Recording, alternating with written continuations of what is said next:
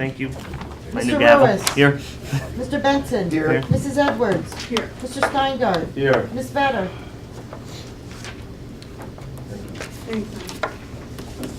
Okay. Thank you. We have a pretty light agenda today, which is nice. Angela, you want to start? I'll get you one, yeah. Yeah, thanks. I can share with Josh, Ira. No, I got them. Oh, I just miscounted. That's not good coming from the treasurer. I was hoping nobody would pick up. Sorry. Thanks a lot. I've had a slow day.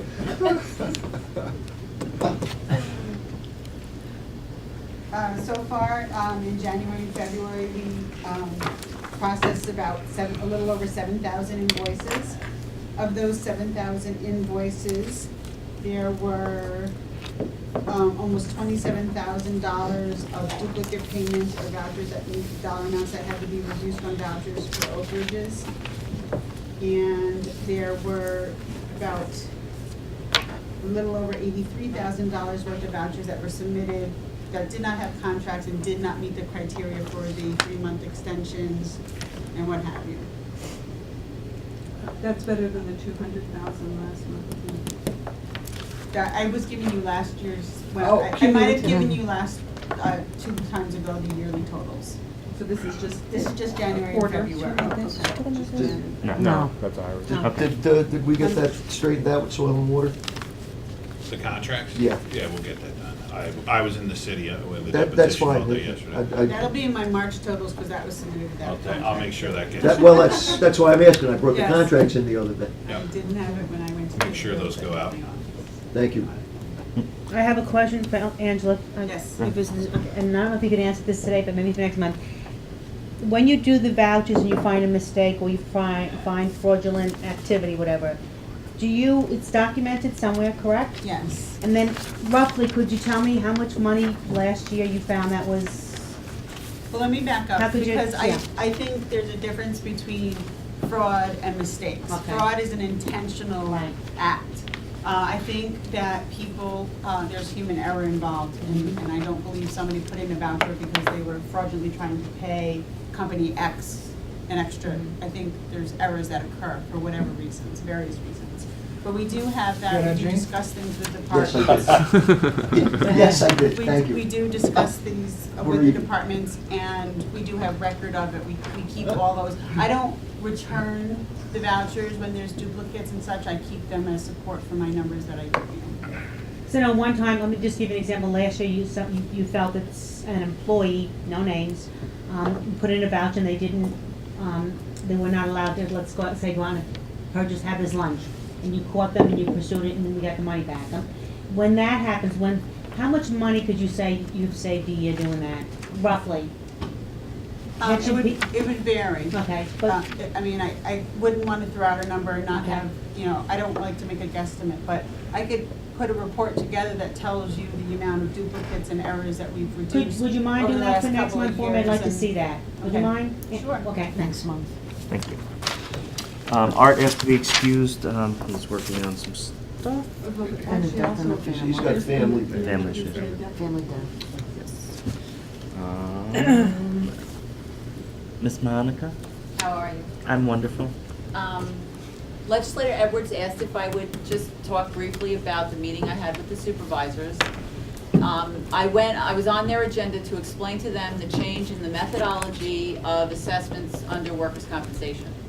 And the way it used to be was the board would send us bills various times throughout the year, and we would pay them.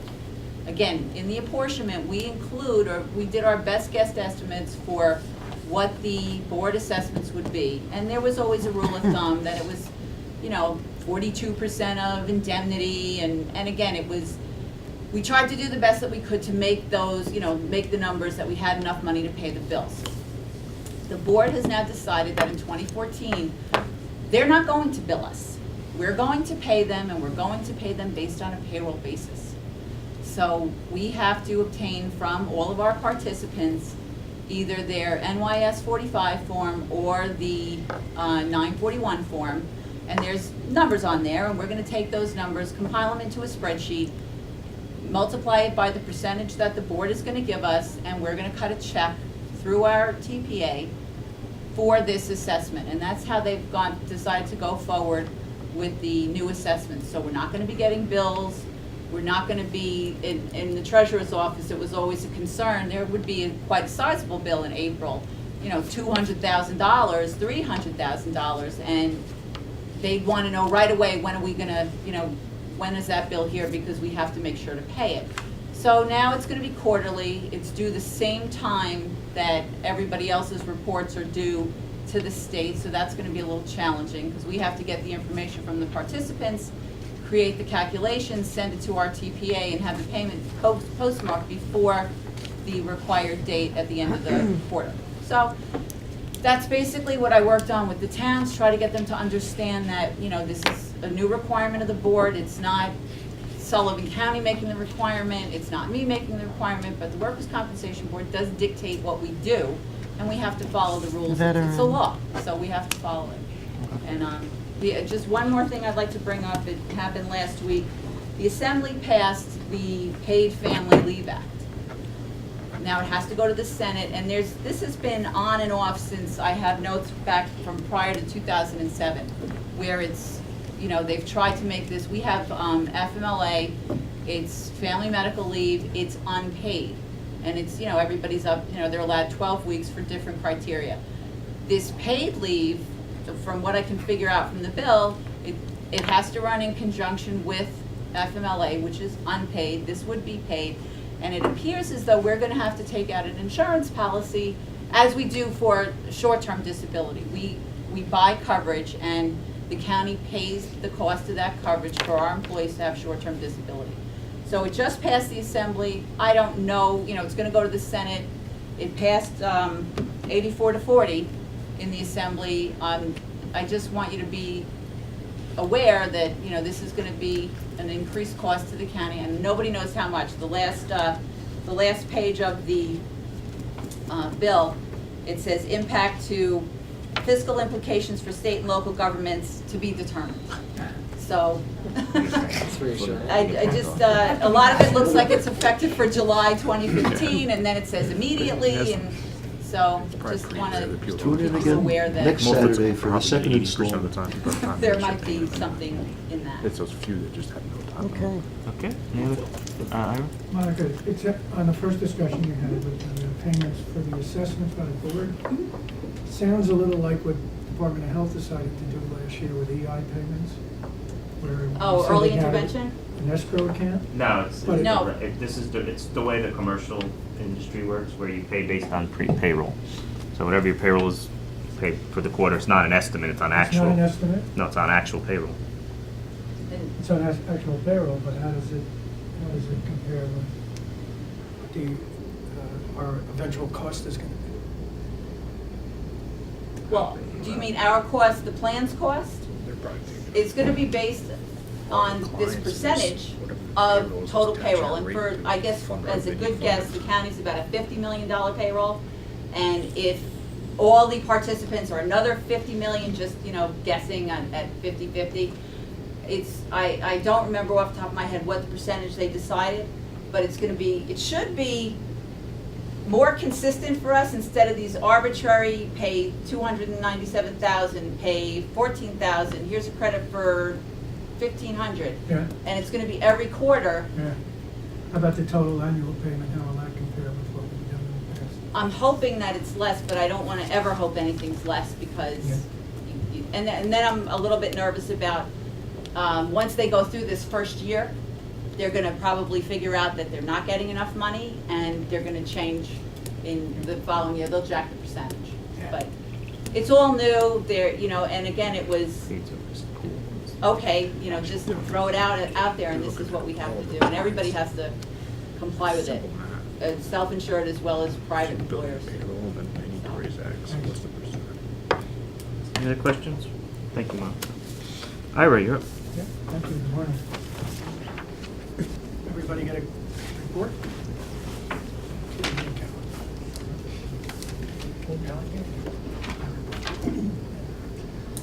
Sales tax, we're down 169,000 compared to last year at this point. If you recall, the final numbers for last year, we were down for the year in total. So this is a further continuing decrease. Last year, we were up by the end of the year in mortgage tax. We were up all year, actually. We're slightly down this year. I don't think it's too significant, so it's just a number to be watched. Room tax, we still don't have the final 2013 figures. There was one payment we've been waiting for a few months, which we thought would put us into the plus column. It hasn't. There's still money outstanding that we have to receive and book, but as of now, based on the money we received and we'll close our books on this year at the end of this month, we're down about $30,000. There's, on the bottom, there's no band payments because we just did that. I'll get back to that in a second. Schools, we owe April 1st. When my staff prepared this, I left this number, although I know it's wrong, but for the purpose, it makes an interesting discussion, which is, you know, we collect because of some oddity in the law, I think, which is overly complicated and non-productive. Schools close their books early in November. We get the books, we balance them, we collect taxes for 2 weeks in November, and then we redo the books again and send all the information for the re-levy out to the 2014 town and county tax bill. We urged the school, in fact, Nancy and I met with BOCES board a week or so ago to follow up a discussion we had with them last year to see if they can change their warrants this year so that they will collect all of November. But here's what the difference would be, and this is what this number reflects. Because we collected in November,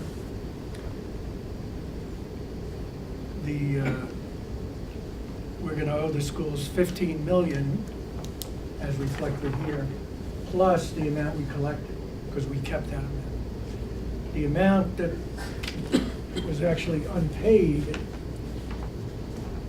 is more consistent than what it's been for the last few years, which is 18.4 million. So that's going to be our obligation April 1st. We're going to have to write checks to the school districts for 18.4 million.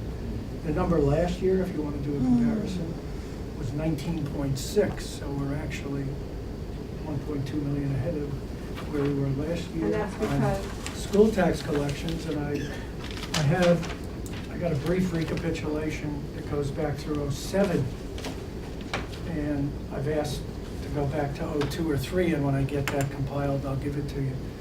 But between '07 and now, it's gone from 16.3 in '07 to 19.6 last year and 18.4 this year. So that's the school obligation, which, as you know, is going to take a big chunk out of cash on hand that we have in the bank at the end of this month. The other thing I said I was going to get back to was the band payments. The bonding we're going to do, hopefully you guys will give me final word on that this month. We intend to do that this month, long term. But we borrowed, I did $9 million in TANs, which shows a continuing decrease, albeit nominal. Of course, everything is relative, but it's $500,000 less than it was last year, and an additional $500,000 less than the year before, until we work this down to where we're not borrowing significant amount of money. But we also had band payments that we rolled over. What surprised me was two things on the results of the sale, which took place last week. Was one, the smaller number of bidders than we usually get. I have no explanation for that. We usually have more bidders. On the TANs, for example, we only had 2 bidders, but the bottom line was the winning interest rate, which was grossly bid at 1%, generating a gross interest on $9 million of $90,000 for the year. they've given us a premium or a discount of 2/3 of that, so the net interest is 25,000, resulting in a net interest cost of 0.28% short-term money. If you want some more, we ought to. Wow. Cat is called the canary. I didn't spill the beans early. The bond, the bands were 5.7 million. We had 4 bidders. We had similar results. And the company who won the TANs was also a low bidder on the bands at exactly pretty much the same numbers. 1% gross with a significant premium, resulting in a net interest cost on $5.7 million of one-year short-term money of 0.288%. The bonding we're going to do this month is anticipated to be long-term. At the same rate. Yeah. We'll try to do that. I do have a Never question mind. about that. When we said that the tax levy on the $9.5 million bond was going to be 1%, that was before or after the reduction of the radio interoperability bond by from 8 to 2 million?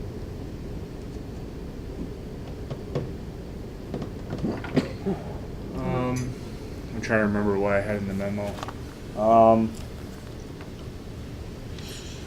I thought the memo I sent had the 3 or 4 million for the radio project, but I have to double check. It's up from 2 million to 3 to 4 million? No, we were originally thinking it was going to be 3 or 4, but I went back with Alex and Dick and kind of convinced them that we're going to do this 1.8 or 9, whatever it is, versus with the idea of the grant coming, hopefully getting the balance of that through the grant round. So I guess the next question, if you can read my mind, would be, could we reduce that 9.5 to 9 so that we don't have, we have a budget neutral 0% tax increase? If 500,000, measures out, if 500,000 is 1%, that because of when you're, repaying that bond. If you reduce the amount you borrow by 500, you're not going to necessarily reduce the tax levy impact by the same amount. Okay, so that's why I want to know what would be required in order to make it a budget It'd be a neutral, lot zero bigger tax. it'd be a lot more than 500,000. I'd have to run the numbers with this Okay. new 911 stuff in, but So that leads me into my next point, which is actually having, my understanding is that right now we do not have a written bond policy. No. Okay, so these kinds of swings of one day we're bonding 8 million and then it's reduced to another number and then, we have another project coming online. I'd like to address that in for the sake of brevity, it's a very short resolution and a very short draft, and it's in a draft form. 1, 2, 3, 4, 5. And for anybody else who wants to look at it. So Cora's gonna hand this out, it's gonna take some time, because if you remember last year, we updated, Ira and Nancy and a group worked on updating our investment policy and our debt policy. They were codified into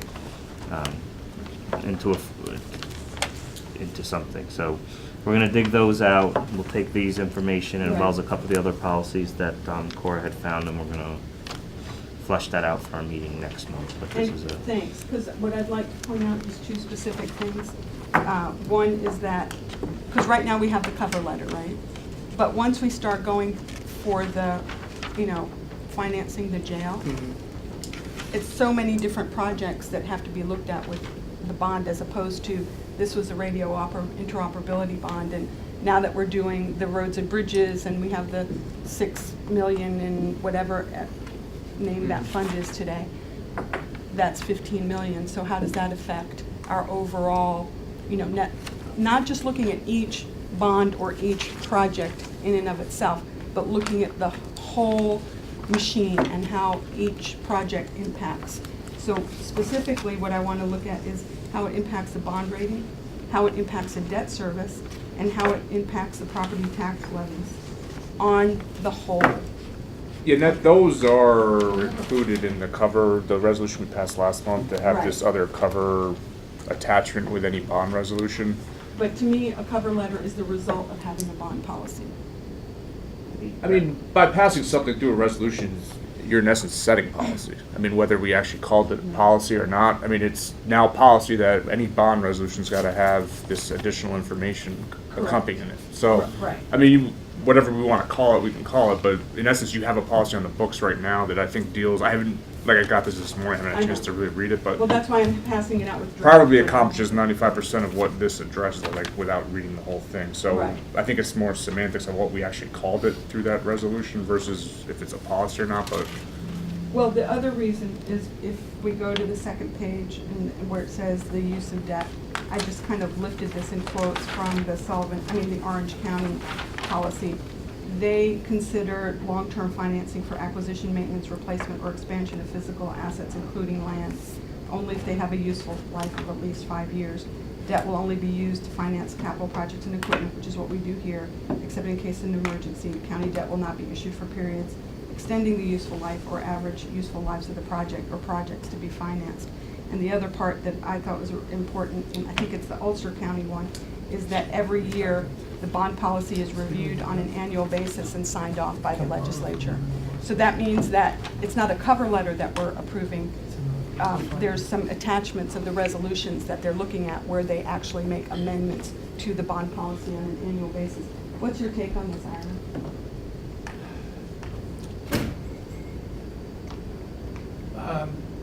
I mean, I think if some legislators are uncomfortable with what's happened recently or in the past with bonding resolutions, I think it's a worthwhile discussion, and I think it's okay to have a policy. And I've, taken a quick look at this. And, these are steps you want to add to what we do now. I just don't see how we think it's can keep on going forward think with it's a the good bond, idea. with the jail, without having, some mechanism by which we're all on the same page. I agree. But if you're asking me, I'll tell you, I find it surprising that legislators sometimes can vote on things when they don't know what they're voting on. You don't need a policy to say, know what you're voting on before you vote. Should we put that in the policy? That's what it says to me. And I think one of the disconnects that, we've struggled with since we put it in, one of the positive things we did years ago was come up with a long-term capital plan, which was great because it identified stuff going out a number of years, and you're able to push stuff from, you really understand when you push something from this year to next year that that's exactly what you did and what you did. But where it kind of gets difficult or comes unglued, if you will, is we passed that policy in November, so we've generally come to consensus and agreed on a group of projects and said, yeah, we're going to do all this stuff. And then come to March when we say, okay, well, now we're not paying for it. Well, what the hell did we do the capital plan for 3 months ago? So we've got to come up, and that's what I think this year we try to do, is say, listen, if we're going to buy into the capital plan and say these are the projects we're going to do this year, whether it's because they got pushed off or not, at the same time, we're going to agree to pay for it. We've become all too famous for, hey, we're supporting every project under the sun, and then get time to pay. Oh, we can't pay for it now. So we got to bring those two together so that if we cut projects back and they have to get pushed from 13 to 14 or 14 to 15, it's not simply kicking the can down the road. It's reconciling what you can do with what you can pay for. Well, I think that's a really important point, Jonathan, because my recollection of what happened in December was that we all agreed at this table that in January, bond counsel would be contacted with a resolution in February to go to the bond market in March. But somewhere between December 10th and December 19th, a decision was made that, out of all the numbers that were thrown out, there was 3.5, there was 3.8, 9.5, 20. You were in that conversation. You saw how the numbers were flying everywhere. And so rather than in the space of January, February, March, something happened between December 10th and December 19th. It all, and I think that absent a bond policy, we do end up with what Ira said, which is that people don't know what they're voting on, or why, or how we got there, or what the answers are. Yeah. Well, I would say this, and I agree with you, John. So whether you call it a further bond policy or further modification or, re-examination of our adoption of a capital plan. And I will say that I wasn't at that meeting, and I'm at most of them, but You can listen to the tape. yeah, my understanding is that what happened at that meeting is what usually happens at a capital planning meeting. We adopt a capital plan, but the capital plan is not an agreement to spend that amount of money. It should be. It shouldn't be just a big wish list. If we did, we'd be giving DPW $20 million every year. Which I would love to do someday. In all due respect, the reason why Ed came back with that stuff is because his 9 point whatever million was not a wish list. That was Okay, you stuff don't that's have to been, defend it. I'm just saying that, I'm but you not keep picking on thinking you. that was a wish list. It's not. That's a desperation list. That Ed needs that stuff. No, Last what year we didn't Jonathan's bond it. saying The is year when before we- we didn't bond it. when we We had a adopt- roof that leaked in Liberty because we didn't take care of it, and we wind up costing taxpayers twice as much amount of money because we didn't give Ed the stuff that he needed. You missed the point. And the reason why we did the Point is- capital, we passed the capital budget in December is because part of the budget. We have to know how much money we're gonna bond so that Ed can get his money when he needs to start paving roads and going out That's for bids exactly- now. That's exactly the point, but the capital plan we adopted doesn't have those numbers in it. And that's what Do they not caused have the the numbers in it? confusion. They had pages and pages of all the stuff he needed, It so. did. Again, I think it's a process that I think if we move toward bringing the two processes together, it will be an understanding. I mean, Right. sometimes, That's what I we've said. gone through the capital plan, some of us for a lot more years than others. So maybe it's intuitive that we knew we kept pushing Project X, push it to the next year, and this year was the year it had to get done.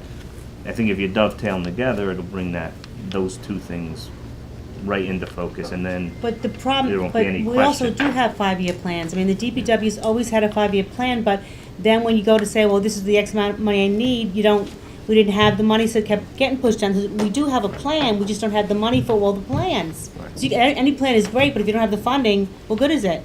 If you're not gonna pass it. Right? Okay, if you don't have the money. Well, you do like the state does with New York State Department of Transportation with the TIP, Transportation Improvement Program. you approve the project and pay for it 10 years Projects later. Right. projects get pushed back or, Yeah, make us pay for it. You can make the state pay for it. No, I don't agree with that. You can only do Teach me that trick. I don't agree with that. Because we all voted on a bond for 8 million, which is now reduced to 2. We didn't all vote for 9.5 million. And I just think that it helps us all when we look at all the projects as a whole. Like I said in the other meeting, I am not anti-road. I ride on roads every day. That's how I got here. But I just think that, as Jonathan is saying, we're not there yet with these two processes mentioned. And I think that that's really key. I really can't grasp, if I'm buying and spending things in my own home, I know that I have the money or I don't. I just don't willy-nilly take out credit. And neither do we. Right. And if But it has and to if be- anybody thinks we do that, Right. you sadly Right. don't We need grasp 20 what million, we we got do. 9. I'm not saying that we do. What I'm saying is if we have it all laid out in front of us, we must get this and we have to get that, and they're not in separate pockets somehow, I think we will do better. But in all due respect, Ed sits at these committee meetings every single month and he shows you the roads, he shows you the bridges. We go through it over and over again. Then in December he says, this is what I need, and those were the reasons why I need this. So to sit here and say that, and you voted against the bond, I mean, that's fine, I respect your No, opinion, I but voted 6 against the people wanted it, process. and so we Yes, now have to I- move forward with it. I respect that. And this is Mhm. a positive step. But to sit here and say to you didn't move know, forward. you must No. be, you're living on Mars then. Every month we Stop discuss it, what we Kathy. need for the DPW. I knew, Exactly, I said you know, right. and this is to make things better. Whatever, that's fine. Comments, questions, concerns? Public comment? You look worn out. You look more worn out than we do Amber, today. you did nothing. We have a resolution. Oh, we have No. one resolution, I'm sorry. I'm not supposed to do this. Modify the county budget. Motion? Motion? I'll move it. Jean, second. Ira, discussion? All in favor? Any opposed? Motion carries. Motion to adjourn? Motion. And what time's our Jean, next second. meeting? Ira, thank you. 18 with Ira at 12:18. Next meeting's 1:30 Pemer.